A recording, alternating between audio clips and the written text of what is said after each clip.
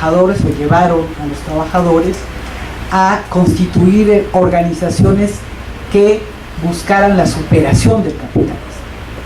Eso es lo que se plantea Marx. Eso es lo que nos enseña Marx en sus reflexiones sobre la organización política, y que desde mi perspectiva hay que levantar muy en alto en nuestros días. ¿Por qué? Miren ustedes, creo que ya podemos llegar, ahora lo comentábamos antes de empezar, podemos llegar a una afirmación y no estar equivocados de que Marx está de regreso. Marx está de regreso después de que fue expulsado de la academia, del ámbito político, fue declarado muerto con la caída de los países socialistas, que quién sabe por qué, pero bueno, estaba asociado al nombre de Marx, como si Marx los hubiera hecho a esos países, y a toda la ola de pensamiento único que comenzó con el neoliberalismo. Entonces Marx fue ahí declarado muerto, y pasamos los marxistas unas décadas muy oscuras, en donde parecíamos peor que no antropólogos, sino, bueno, ya no sé qué especie en extinción más bien. ¿Y qué es lo que llevó a que ese absurdo, porque pues a nadie se le ocurrió que con los grandes cambios que ha tenido la sociedad, un Aristóteles está muerto? Ya no hay esclavismo, ya no hay la sociedad que le tocó vivir a Aristóteles, y sin embargo todos reconocemos, si estamos en nuestro sano juicio, que Aristóteles es un gran pensador que tiene cosas que decirnos. Y lo mismo podríamos decir de todos los siguientes grandes pensadores que ha dado la humanidad. Pero solo Marx fue declarado muerto. Y fue declarado muerto porque Marx estaba más vivo que nunca. Y es más peligroso que nunca. Y es más peligroso porque en realidad buena parte de lo que Marx critica, de lo que Marx estudia, analiza, en una mirada para su transformación, es lo que estamos viviendo en nuestros días. No tanto lo que le tocó a él vivir, que a él le tocó un momento del capitalismo en auge. Pero Marx imagina, con la primera crisis, no se tardó, no esperó las subsiguientes que le tocaron. En la primera dijo, por aquí va. Este régimen va a esto, a lo que hoy tenemos. Este régimen lo que va a producir son estas crisis, esta depredación, este riesgo para la vida humana, para la vida del planeta, este proceso de degradación de los trabajadores, de la vida y la condición humana misma. Eso es lo que Marx trabajó, y no era exactamente lo que estaba en su tiempo.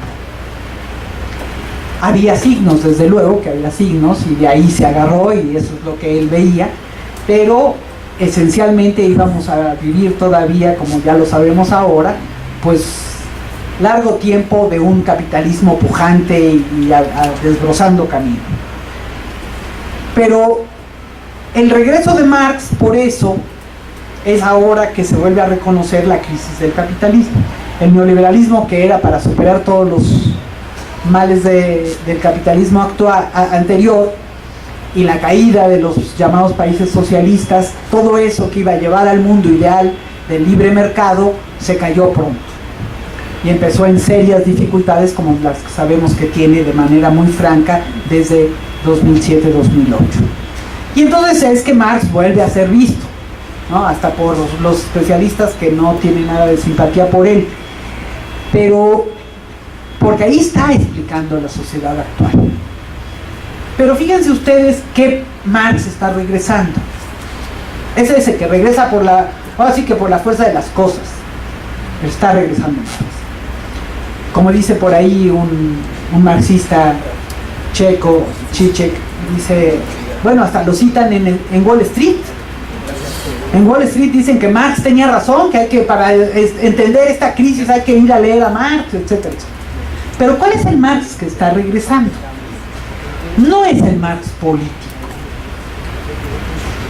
No es el Marx que está poniendo en el centro para su propio conocimiento la transformación social, sino que aparece un Marx que todo lo explica y lo explica muy bien, y entonces bueno, hay que en función de eso tomar medidas, ¿verdad? Que saneen ciertas cosas, ciertos aspectos, pero la idea de la revolución, ese es un elemento del cual está extirpado del pensamiento de Marx. Por lo menos del Marx que está regresando a nuestros días. Y es cuando más lo vamos a necesitar, ese conocimiento. Lo que pasó ayer en Brasil, si ustedes analizan las notas de periódico, las notas en las redes, están muy lejos de explicarlo. ¿Qué es lo que está ocurriendo en todos esos países en los que está habiendo más o menos crisis? Porque si había el 15M, pues sí, es que España está en crisis y no hay empleo y tal, pero resulta que Turquía está en crecimiento económico y ocurre algo como lo que ocurrió en Turquía, o está ocurriendo en Turquía. Y Brasil, que de América Latina es el país que ahí va y que ha crecido y que tiene un gobierno así o así, y ahí está la crisis política. Y frente a eso, ¿cuáles son las herramientas que tenemos para entender qué pasa con los partidos políticos? ¿Qué pasa con la organización, con la política misma? Todo tipo de organización. Si ustedes ven la pobreza con la que se está analizando, ya no digamos en la prensa, que es para llorar, sino en los propios, digamos, especialistas en los movimientos sociales, en los politólogos, en los sociólogos, es de una pobreza extraordinaria. Al final, todo el mundo se da la sorpresa. ¿Sabe por qué pasó? ¿Qué quieren? ¿Por qué están tan agresivos? ¿Por qué se ponen capuchas? ¿Por qué no quieren a los partidos? ¿Por qué expulsaron al PT ayer si el PT ahí iba a apoyarlo? No entienden nada. No estamos entendiendo nada de lo que pasa. Y creo yo que en buena medida es porque estamos renunciando a las herramientas de análisis y de estudio que entre otras nos proporciona Marx. Esta es un poco la intención de este libro, poner al servicio de lo que está pasando hoy las herramientas que Marx usó para analizar en su tiempo, con todas las diferencias que hay con relación a nuestro tiempo, pero que son herramientas de conocimiento, son herramientas de reflexión crítica, que no están para explicar o justificar nada, sino para cambiarlo todo. Yo creo que por eso Marx sigue siendo de la mayor importancia, y eso es lo que en nuestros días y frente a lo que tenemos en nuestro país, que es largo tema sobre el que tendríamos que estar reflexionando. Estas son herencias, son instrumentos sin los cuales no entendemos, y entonces es muy fácil volver a cometer los mismos errores. Creo que si estamos en la necesidad de reconstruir o de construir cosas nuevas, tenemos que saber qué es lo nuevo, y eso solamente lo sabemos si conocemos lo viejo. Y lo viejo, lo que se construyó, lo que se hizo, lo que se experimentó, tiene mucho que decirnos sobre los procesos actuales. Ese es mi convencimiento, y espero que lo compartamos en la lectura de mi libro. Pues muchas gracias por su atención.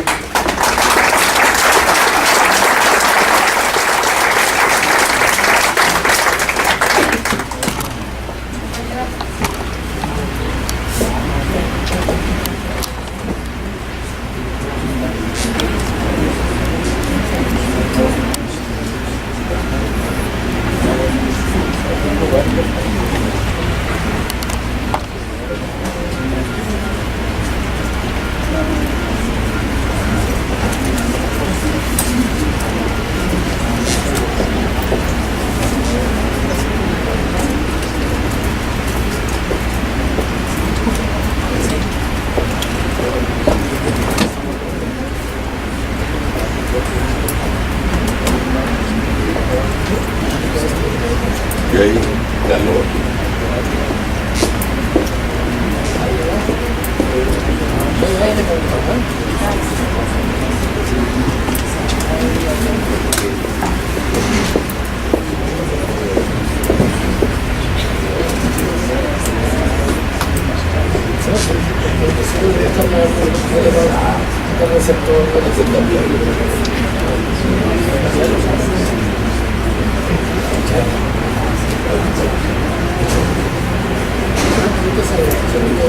Pues muchísimas gracias por sus preguntas, interesantes todas. Voy a tratar de darles la más puntual respuesta que merecen. Voy a empezar con una que me parece que es la más general y que de alguna manera algunas de las cosas que plantean otras nos están contenidas y que tiene que ver con el tema del partido, porque hay algunas otras sobre Marx y el marxismo que lo voy a dejar al final. Dice cómo entender un partido moderno de izquierda, qué características debe tener. Un partido de izquierda debe dejar de lado el aspecto económico en su programa político. ¿Cuál debe ser el enfoque de un partido de izquierda, verdadero, marxista o no marxista, con respecto al tema económico? Me llama la atención esta pregunta y muy interesante que amablemente me hace el señor Antonio, porque creo que así estamos, un poco preguntándonos lo más básico, ¿qué debe ser un partido? Porque se nos ha ido de las manos. En realidad cuando analizamos el proceso de formación de las organizaciones que llamamos partidos, que les digo que ese nombre se lo pusieron incluso los trabajadores, porque a los trabajadores les importaba mucho que se reconociera que ellos eran una parte, porque la burguesía hablaba en nombre de todos y ellos decían, no, perdón, mi nombre no, yo tengo otros intereses, yo tengo otra mirada y otras necesidades y no estoy incluido en ese pueblo a nombre del cual hablaban los dueños del dinero. Y el ser una parte, o sea, partido, de ahí viene, permitía hablar a nombre de todos. O sea, desde esa particularidad, ir a un todo que eran los trabajadores o la gente desposeída frente a una minoría de propietarios, ¿no? Ese era, sin duda alguna, el referente de los partidos de izquierda. Se trataba de los trabajadores, ¿no? De la organización de los trabajadores. Y que por tanto luchaba pues tanto por las cuestiones económicas como por las cuestiones políticas que incluían o que importaban o que afectaban a los trabajadores. Pero hoy, ¿qué pasa con los trabajadores? ¿Dónde están los trabajadores? Ese es el gran tema. Por eso están los partidos como están. Porque el trabajador, que durante un siglo dio batallas, creó cosas, hizo revoluciones, fue y vino, organizó sindicatos, creó muchas instancias, ese trabajador ha sido desaparecido de la escena. Vivimos un capitalismo que nos ha hecho imaginar que no existen los trabajadores. Es así, es tremendo. Lo que ha pasado es tremendo. El cambio neoliberal es eso.